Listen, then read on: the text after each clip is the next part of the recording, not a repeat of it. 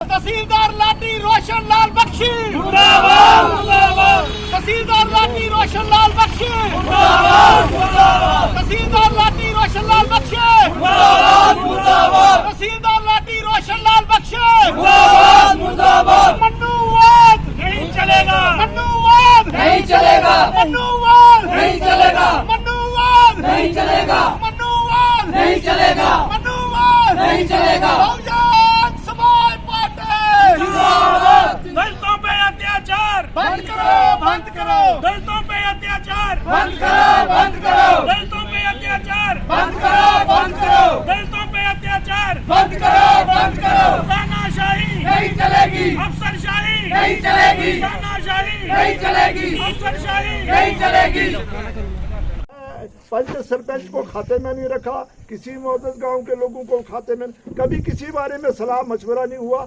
अपनी मर्जी से काम करते हैं, जिसको ठीक समझते हैं उसको काट डालते हैं, और जो थोड़ा सा आगे से आर्ग्यू करता है उसके खिलाफ इंतकामी जज्बा रखते हैं, और उसके साथ जो है वो फौरन उसके लिए ये होता है कि भाई तैयारी करो, इसके लिए इसको मजा चखाएंगे कि मैं बताऊंगा मजिस्ट्रेट क्या होता है। तो ये रवैया जो है कि रवैया जो है वो उस किस्म का मिजाज का है। एक एडमिनिस्ट्रेटर जो है उसके लिहाज से, और एक जो है मजिस्ट्रेट जो है उसके लिहाज से हमारे साथ सलूक नहीं होता, आवाम के साथ नहीं होता।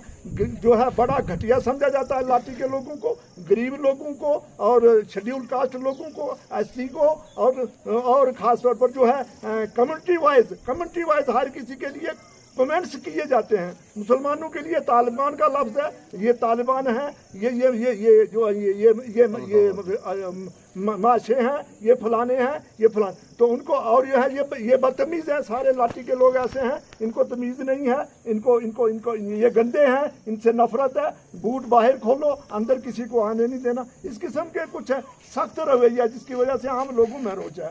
अपनी मर्जी से मर्जी आई। यहाँ 63 साल का एक स्कूल कायम था, उस स्कूल को लेकर बहाना बनाया और बिला वजह का उसका अनऑथोराइज्ड और इलीगल उसकी डिमोलिशन की, उस स्कूल को उठाया, उसका मलबा कहाँ गया, उसकी लाखों रुपए की टीन, लकड़ी, मटेरियल कहाँ गया, हमें कोई पता नहीं है। हम डिपार्टमेंट एजुकेशन से भी पूछते हैं उन्होंने अपनी प्रॉपर्टी के लिए क्या किया, और उनसे भी ये सवाल करते हैं कि भाई वो कहाँ गया और किसने ऑथोराइज किया था कि अच्छा भला स्कूल बना हुआ। और पंचायत के रेजोल्यूशन के बावजूद पंचायत ने रेजोल्यूशन भी दिया कि भाई ये अच्छा है, इसको कुछ नहीं है, 63 साल से है, ऐसी टेक्नोलॉजी, देसी टेक्नोलॉजी से बना है, ये अभी 100 साल इसको कुछ नहीं होता। वो ऐसा उस तरीके से बना हुआ था, लेकिन उसको गिराया, उसका मोटिव कुछ और था उसके पीछे उसके लिए। इसी तरह बहुत सारा जो है, जो लोगों से ज़मीन जो है बेचारे गरीब लोगों के पास 2, 4, 10 मरले कनाल किसी के पास, उनसे छुड़ाकर वहाँ खुद खेतियाँ कर रहे हैं, वहाँ तामीरात हो रही हैं, जंगल से लकड़ी काटी जा रही है, लोगों की जब्त की जा रही है और इस्तेमाल की जा रही है, और लोगों से जो है वो इसके नाम पर, रेड क्रॉस के नाम पर हज़ारों रुपया जो है ठेकेदारों से, मजदूरों से, मिस्त्रियों से, और उनसे लिया जा रहा है। डेली वेजरों से काम करवाया जाता, बिगाड़ ली जाती है, मजदूरों से बिगाड़ ली जाती है, चराई वालों से बिगाड़ ली जाती है, उनको पैसे दिए बगैर धक्के देकर निकाला जाता है, और जो है उनको धमकियां दी जाती हैं निकाल। ये सारा रवैया बात खाली अशोक कुमार की नहीं है, बल्कि समाज में बहुत सारा और बातें भी हैं जो सामने आएंगी अगर इंडिपेंडेंट कोई इंक्वायरी हो, कोई इंक्वायरी ऑफिसर आए और लोगों से पूछे ऐसे हालात। लेकिन ऐसे हाल में जैसा हम देख रहे हैं, ऐसे हाल में इंक्वायरी क्या होगी? एक पूरी ताकत के साथ, पूरे इख्तियारात के साथ एक मजिस्ट्रेट सर पर बैठा हुआ है, और उसके सामने उसके खिलाफ कौन बोलेगा? ये कैसी इंक्वायरी होगी? इंक्वायरी तो ऐसी होनी चाहिए जिसमें लोगों को मौका मिले अपनी बात, डरे हुए सहमे हुए लोगों को अपनी बात कहने का, फिर देखना कितना कुछ बाहर आएगा और कितना कुछ आएगा। अभी तक जितना कुछ अशोक कुमार ने कहा है वो तो उसमें से पासंगमनी है, अभी बहुत कुछ उनके पास है जो अनकहा है, जो उनको मालूम है, क्योंकि सबसे ज्यादा अशोक कुमार है जिसने तहसीलदार साहब का साथ निभाया है। 1 साल तक दिन रात चला है अशोक कुमार, सारे निकल गए, सारे भागे, सारे साथ छोड़ गए और सारे घबरा गए। सबको निकाल दिया, लेकिन अशोक ने साथ दिया। आखिर में किसी बात पर अनबन हुई है, वो बात अभी भी छुपा रहे हैं अशोक कुमार जी। वो बताएंगे इंक्वायरी कमीशन के सामने कि असल बात क्या है जिस पर अनबन हुई है, वरना उन्होंने तो सबसे ज्यादा उनके साथ धर्म निभाया है। तो बातें बहुत सारी ऐसी हैं, अवाम ऐसे नहीं उठ खड़े हुए महाराज, ऐसे हालात में ये मजबूरी बनी है।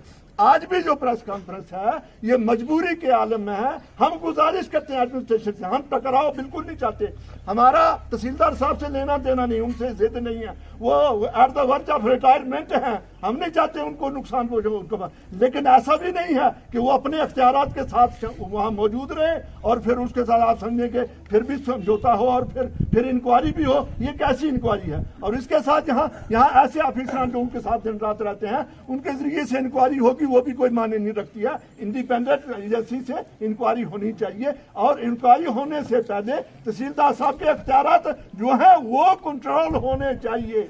सबसे पहले तो वो नहीं। मैं तो इसके लिए भी हैरान हूँ, एक साल से, पिछले साल से 24 दिसंबर 2019 की अखबार में मौजूद है खबर कि इन तहसीलदार साहब के खिलाफ CGM कोर्ट जम्मू में चालान पेश हुआ है। किसकी बात? क्राइम ब्रांच की इंक्वायरी के बाद क्राइम ब्रांच ने इनको बिल्कुल गिल्टी प्रूव किया है उसमें और इनके खिलाफ चालान हुआ है।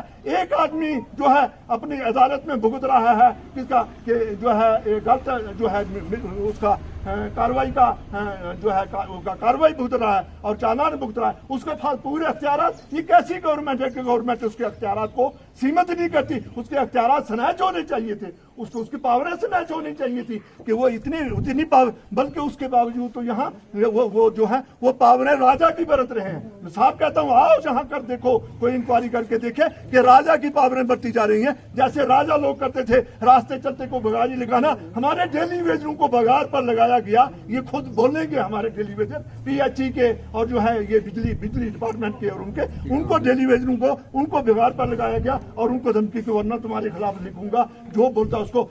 यानी तहसीलदार, नायब तहसीलदार तक यहाँ से जिसको जो है बेचारे को फारिज हो गया, इतना बेइज्जत किया आवाम के सामने। ज्योति प्रकाश रामनगर के नायब तहसीलदार जिनको इतना डांटा लोगों के सामने पब्लिक में, जिसको इतना शर्मिंदा किया, वो बर्दाश्त नहीं करके और उसको जो है BP रेस हो गया, वो बेचारा जो है उसको फारिज हो गया। वो नारायणी अस्पताल में कई देर रहा और उसके बाद आज भी वो उस हाल से ठीक नहीं हुआ। हमारे सुभाष चंद्र जी, हमारा अपना बेटा यहाँ का लाठी का जो है वो ऑफिस पटवारी था, उसको इतना मजबूर किया, वो बीमार था, उसको सीरियस प्रॉब्लम थी, उसने चेक करवाने जाना नहीं जाने दिया, 4 दिन तक रोक कर रखा। आखिर चौथे दिन जब वो गया हुआ रास्ते में उसकी डेथ हो गई। ये उसको उस डेथ का जिम्मेदार कौन है? बहुत सारी बातें हैं, ये खाली इतना नहीं। आमतौर पर लोग कमेंट्स कर रहे हैं नहीं जी अशोक जो है इसका अपना मसला है, अशोक का होगा अपना मसला, ये लोगों का मसला है। हाँ, ये खाली अशोक का मसला नहीं है, सारी पब्लिक का मसला है, सारे इलाके का मसला है। पेंशन हमारा वो था, शेड्यूल कास्ट है बेचारा और शरीफ आदमी है, सारे जानते हैं,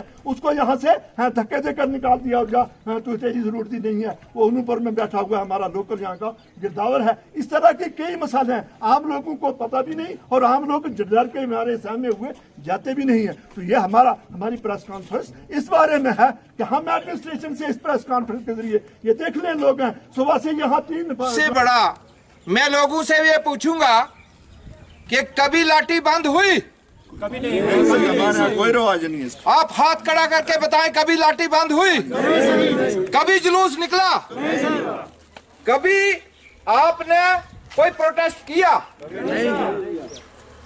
तो सबसे पहले मैं 2 बातें करूंगा कि लाठी में भाईचारे की मिसाल जो है वो हमारे जम्मू कश्मीर तक सीमित नहीं है, बल्कि पूरे इंडिया में एक एग्जाम्पल है हमारे भाईचारे की। दूसरा मैं कहूँगा इस मीडिया के माध्यम से कि कभी भी हमारे प्रोटेस्ट, हड़ताल या बंद का लाठी से कोई भी मैसेज नहीं हुआ।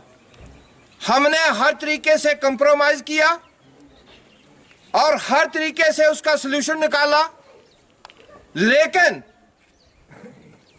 आज मजबूरी इस बात की हुई, हम नहीं चाहते थे कि प्रोटेस्ट हमारी इस तहसील लाठी में शुरू हो, लेकिन आज अशोक पटवारी की जो press conference district headquarter Udhampur पटवार एसोसिएशन ने वहां की, जो उनसे जो बातें उन्होंने अपनी डिस्ट्रिक्ट पटवारी एसोसिएशन से की और डिस्ट्रिक्ट एडमिनिस्ट्रेशन तक पहुंचाई, उसमें उनकी बरादरी के लोग, डिस्ट्रिक्ट एडमिनिस्ट्रेशन के पटवारी एसोसिएशन के लोग वहां तक पहुंचे।